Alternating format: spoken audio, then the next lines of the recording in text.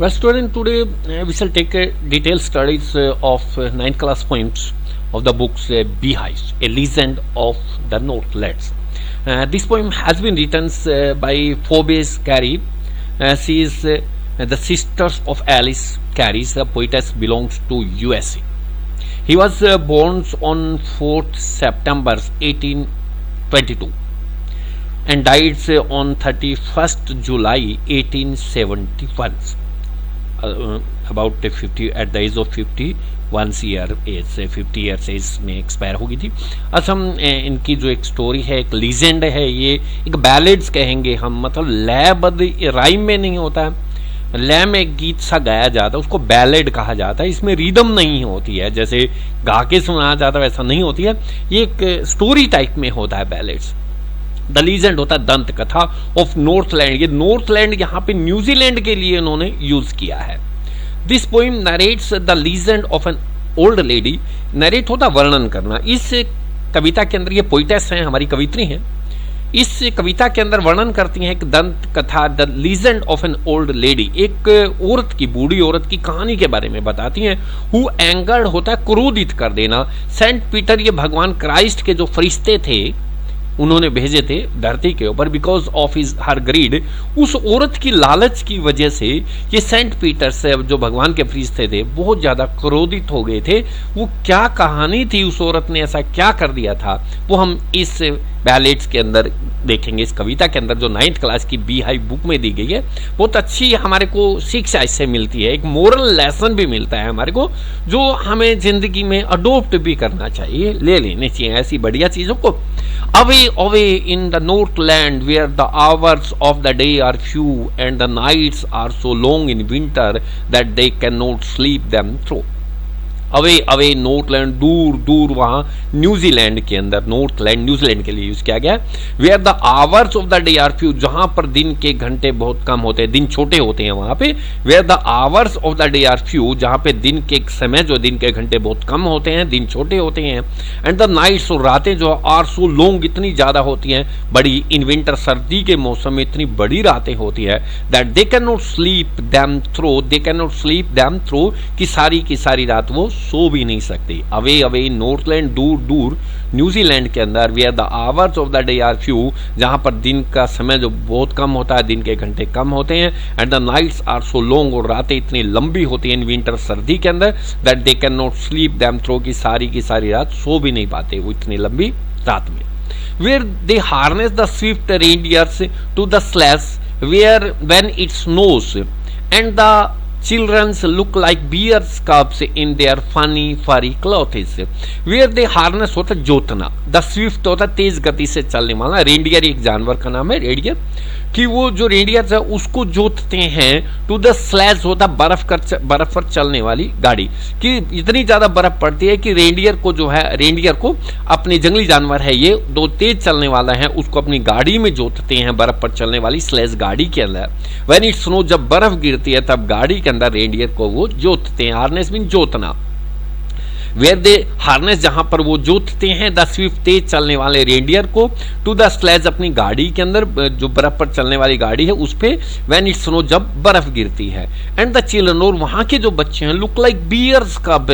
Bears होता है भालू, रीछ जिसको कहते हैं, और कब्स मैंने बच्चे, जहां रीछ के बच्चों की तरह नजर आते हैं. इन देयर फनी होता है बड़े मजाकिया से, एंड फरी, ऊन के क्लोथिस, कपड़े पहने होते हैं, मतलब बिल्कुल भालू की तरह नजर आते हैं वहां पे बच्चे. जब मोटे मोटे कपड़े जो ऊन से बने हुए फनी मजाकिया से नजर आते हैं, वो नजर बच्चे ऐसे रीछ के बच्चों की तरह हमें नजर आते हैं. दे टेल ए क्यूरियस होता है अजीब, विचित्र स्टोरी. वे एक विचित्र कहानी बताते हैं. I don't believe it is होता है, इसको ऐसे जब लिखा जाए तो इट इज होता है, ये it is true.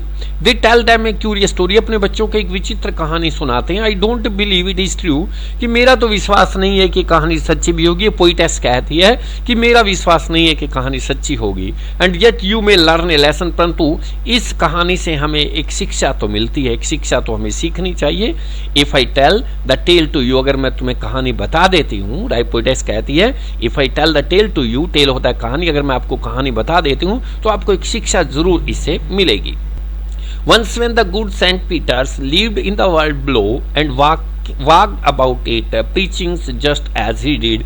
You know, एक समय की बात है, when the good Saint Peter, जब भगवान के फरिश्ते पीटर, संत फरिश्ते पीटर से lived in the world below, भगवान धरती पर नीचे इस दुनिया में रहते थे, एंड वॉक्ड अबाउट इट, और घूमते रहते थे, वॉक्ड अबाउट इट, धरती पे घूमते रहते थे। प्रीचिंग होता उपदेश देना, अपनी शिक्षाओं को बांटते रहते थे, जस्ट एज इट डिड, जैसा वो करते थे। यू नो, तुम जानते हो कि सेंट पीटर ऐसा ही काम करते थे, वो लोगों को उपदेश देते रहते थे। Once when the good Saint Peter, एक बार की बात है जब संत पीटर भगवान के फरिश्ते lived in the world below, below होता नीचे, धरती पे लिव्ड मैंने रहना, धरती पे नीचे उन्होंने जन्म लिया हुआ था, एंड वॉक्ड अबाउट इट, और वो धरती पर घूमते रहते थे सारी दुनिया में, प्रीचिंग उपदेश देते थे, जस्ट एज ही डिड, जैसा वो करते थे काम। आपको यू नो, तुम्हें पता है कि वो उपदेश देने का काम करते थे।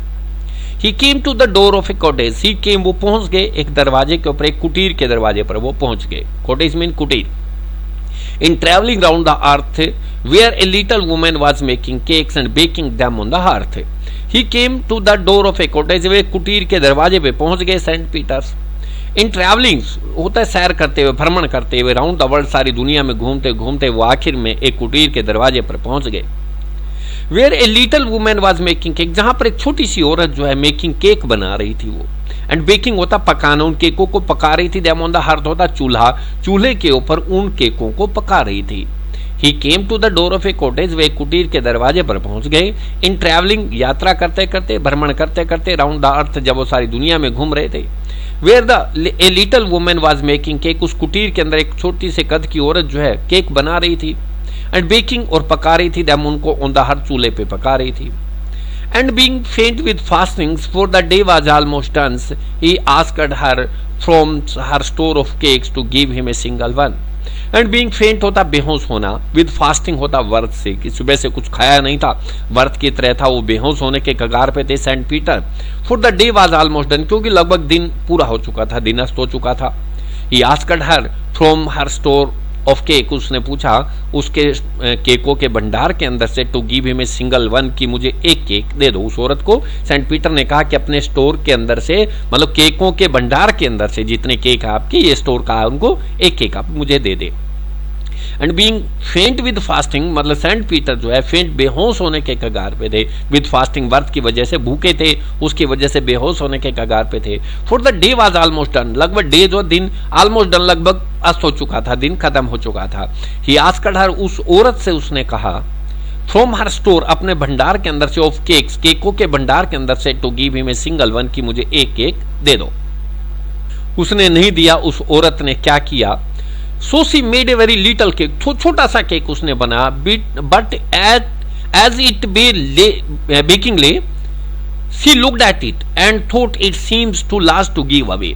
सी, सो इसलिए उसने, सी मेड ए वेरी, बड़ी ग्रीडी लालची औरत थी ये, she made a very little cake, छोटा सा केक उसने बनाया, बिस्कुट कह रहे, छोटा सा बिस्कुट उसने बनाया। But it as it baking lay, जैसे ही उसने उसे पकाने के लिए डाला, बेकिंग पकाने के लिए मैंने डाला चूल्हे के ऊपर, सी लुक्ड एट इट, उस औरत ने उसके ऊपर देखा, and thought it seemed too last to give away, और उसने सोचा, इट सीम्ड, ये केक जो इतना बड़ा प्रतीत होता है कि इसको मैं दे ही नहीं सकती उसको सेंट पीटर्स को। So she made a very little cake, छोटा सा केक बनाया, बट एज इट बेकिंग, जैसे ही वो उसने पकने के लिए डाला, सी लुक्ड एट इट, उस औरत ने उस केक पे देखा पकते हुए, एंड थॉट, और सोचा, it seemed too last to give away, cake इतना बड़ा प्रतीत होता, सीम्ड होता प्रतीत होना, टू गिव अवे, टू और टू जहां पर आ जाए नोट की साउंड होती है, too last to give away होता दे देना, बांट देना होता गिव अवे, कि इतना बड़ा है कि मैं इसको दे नहीं सकती। Therefore she needed another and still a smaller one, but it looked when she turned it over as large as the first had done. Therefore इसलिए she needed होता आटा गूंथना, another, फिर उसने आटा बनाया थोड़ा सा दूसरे बिस्कुट के लिए, and still a smaller one, और बिल्कुल छोटा सा कर दिया उस केक को, smaller one. But it looked, परंतु वो भी ऐसा नजर आया, when she turned it over, जब उसने उसको चूल्हे के ऊपर पलटा, as large as the first had done, जितना बड़ा पहला केक था उतना ही बड़ा उसको ये नजर आया। Then she took a teeny scrap, होता है टुकड़ा, of dough होता है आटे की गोली जिसको हम कहते हैं, तो उसने एक छोटा सा आटे का टुकड़ा गोली बनाने के लिए लिया, and rolled it flat, उसको गोल कर करके उसको चपटा कर दिया बिल्कुल, and baked it thin as a wafer, होता है बिस्कुट, उसने पकने के लिए डाल दिया, थिन होता पतले से वेफर बिस्कुट की तरह। But she couldn't part with होता अलग करना, परंतु वो उसको भी वो नहीं दे पाई। फॉर शी सेड, क्योंकि उसने कहा, my cakes that seems too small when I eat of them myself are yet too last to give away, so she put them on the shelf. For she said, क्योंकि वो भी biscuit वाला नहीं भी दे पाई, उसको बहुत लालची औरत थी वो। माई केक, उसने क्या कहा औरत ने, my cakes that seem too small when I eat of them myself, कि मेरे केक जो है, सीम होता प्रतीत होना, बहुत छोटे नजर आते हैं। When I eat of them my self होता अपने आप, जब मैं अपने आप खाती हूँ तब मेरे केक बहुत छोटे नजर आते हैं। Are yet too last to give away, परंतु अब इतने बड़े नजर आ रहे हैं कि मैं उनको दे नहीं सकती। सो she put them on the self, इसलिए उसने अपने स्टोर में रख के, सारी की सारी टोकरी में रख के और सेल्फ के ऊपर रख दिए, टांड के ऊपर रख दिए, उस सेंट पीटर को नहीं दिए उसने। Then good Saint Peter grew angry, for he was hungry and faint, and surely such a woman was enough to provoke a saint. Then the good Saint Peters की जो भगवान के फरिश्ते थे, अच्छे संत पीटर्स, ग्रीव एंग्री, वो गुस्से हो गए, ग्रीव होता बढ़ जाना, एंग्री क्रोधित। फॉर ही वॉज हंग्री, क्योंकि वो भूखे थे, एंड फेंट, बेहोश होने के कगार पे थे। फेंट मैंने बेहोश होना होता है। एंड श्योरली, निश्चित रूप से, सच्चे वो मन, इस प्रकार की औरत जो है, वाज एन पर्याप्त टू प्रोवोक होता भड़काना, क्रोधित करना, ए सेंट के एक संत को भड़काने के लिए, क्रोधित करने के लिए इस प्रकार की औरत जो है निश्चित रूप से पर्याप्त थी। एंड ही सेड, और उसने कहा, you are far too selfish to dwell in a human form, to have both food and shelter and fire to keep you warm. And he said, Saint Peter ने कहा, you are far too selfish, far होता बहुत ज्यादा, too selfish होता स्वार्थी, कि तुम बहुत ज्यादा स्वार्थी हो। to dwell होता रहना, in a human form होता रूप, कि तुम मानव के रूप में रहने लायक नहीं हो, तुम बहुत ज्यादा स्वार्थी हो, तो तुम्हें मानव के औरत में रहने का कोई अधिकार नहीं है। डिवेल में नहीं रहना, ह्यूमन फॉर्म, मानव के रूप में। To have both food and shelter, कि तुम्हारे पास तो दोनों चीजें हैं, भोजन भी है और शेल्टर और कोटेज, कुटीर भी है, आश्रय भी है तुम्हारे पास। And fire to keep you warm, और आग भी जली हुई है, टू कीप यू वार्म होता गर्म, जो तुम्हें गर्म रखती है। तुम इन चीजों के लायक तुम हो नहीं। Now you shall build as the birds do, and shall get your scanty foods by borings and borings and boring all day in the hard dry wood. तब उसने, सेंट पीटर ने उस औरत को श्राप दे दिया। नाउ अब से आगे, you shall build as the birds do, कि तुम अपना घोंसला ऐसे ही बनाओगे जिस प्रकार पक्षी बनाते हैं। यू शैल बिल्ड होता है बनाना, एज द बर्ड्स डू, जिस प्रकार पक्षी करते हैं, जैसे पक्षी बनाते हैं। And shall get your scanty होता है थोड़ा सा फूड, और जो थोड़ा सा भोजन तुम प्राप्त करोगे by boring and boring and boring. Boring होता है छेद करना लकड़ी के अंदर, आर्ड इन द हार्ड होता है कठोर, ड्राई सूखी हुई, वुड लकड़ी में सारा दिन सूखी लकड़ी, कठोर लकड़ी के अंदर cut cut cut cut cut cut छेद करके, बोरिंग कर करके थोड़ा सा भोजन तुम्हें तब मिलेगा। ये एक बहुत बड़ा श्राप जो है सेंट पीटर ने उस औरत को दे दिया कि तुम आदमी के रूप में रहने के लायक नहीं हो, तुम तो पक्षियों की तरह रहो और थोड़ा सा भोजन प्राप्त करना है, वो भी सूखी लकड़ी के अंदर से सारा दिन कट कट कट कट करके तुम्हें वो मिलेगा। Then she up went through the chimneys, never speaking a word, and out of the top flew a woodpeckers, for she was changed to a bird. जैसे ही उसने श्राप दिया सेंट पीटर ने, then up she went through the chimney, कि वो औरत जो chimney के अंदर से निकल गई। she went through the chimney का मतलब उसको श्राप देते ही चिमनी के अंदर से एक पक्षी निकला है। नेवर स्पीकिंग अ वर्ड, एक भी शब्द नहीं बोल पाई। And out of the top, वो चिमनी के ऊपर से फ्लू वुड पैकर, एक कठफोड़ा जिसको हम कहते हैं, वो निकला। For she was changed to a bird, क्योंकि वो एक पक्षी बन गई थी। उसको श्राप दे दिया गया था कि बाहर चिमनी के अंदर से एक पक्षी निकला, जैसे उसने श्राप दिया, और वो पक्षी चेंज मतलब वो औरत जो एक पक्षी के रूप में बदल चुकी थी। She had a scarlet cap on her heads, and that was left the same, but all the rest of her clothes were burned black as a coal in the flame. She had a scarlet cap on her head, कि जब उसने शराब Saint Peter ने उसको दिया कि उसके सिर के ऊपर लाल रंग की टोपी थी, स्कारलेट कैप पहने हुए थी। स्कारलेट होता लाल रंग की टोपी। And that was left the same, बस यही उसके पास बचा हुआ है कि उसका जो है सिर जो है कटफोड़े का लाल होता है। But all the rest of her clothes, परंतु बाकी जो कपड़े पहने हुए थी वाज बर्न, वो जल गए थे। Black as a coal in the flames, बिल्कुल कोयले की तरह काले हो गए थे लपटों के अंदर।